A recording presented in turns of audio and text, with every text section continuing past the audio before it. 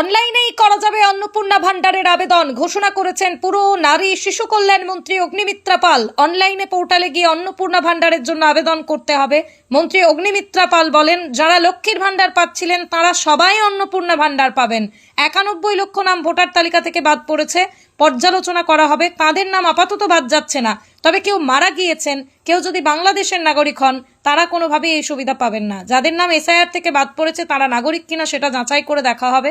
যে মহিলা শিক্ষিত নন তাদের সুবিধার জন্যও এই প্রকল্পের আবেদন প্রক্রিয়া খুবই সহজ করা হবে। মা বোনেরা যাতে অনলাইনে আবেদন করতে পারে তার ব্যবস্থা করা হচ্ছে।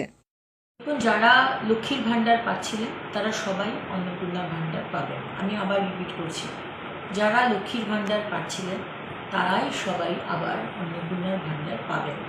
এদের মধ্যে যাদের নাম বাদ গেছে 96,000 না লাখ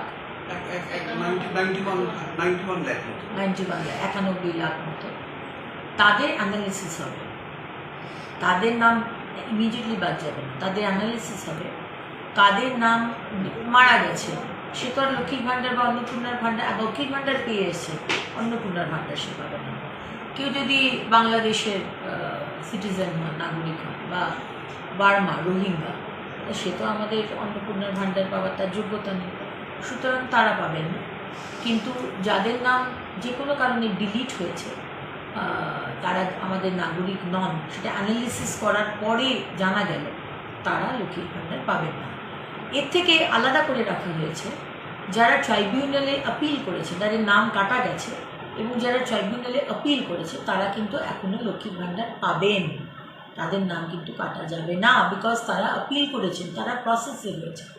এবং যারা সিএ এর জন্য আপিল করেছেন তারাও কিন্তু অন্নপূর্ণার ভান্ডার পাবেন, তাদের নামও কাটা যাবে না। মানে ভোটার আইডি কার্ডে নাম থাকাটা বাধ্যতামূলক, মানে ভোটার আইডি কার্ড থাকাটা বাধ্যতামূলক। একদম, ভোটার আইডি কার্ড বা ভোটার লিস্টে তার নাম উঠেছে, যে কন্ডিশনগুলো আমি বললাম সবাই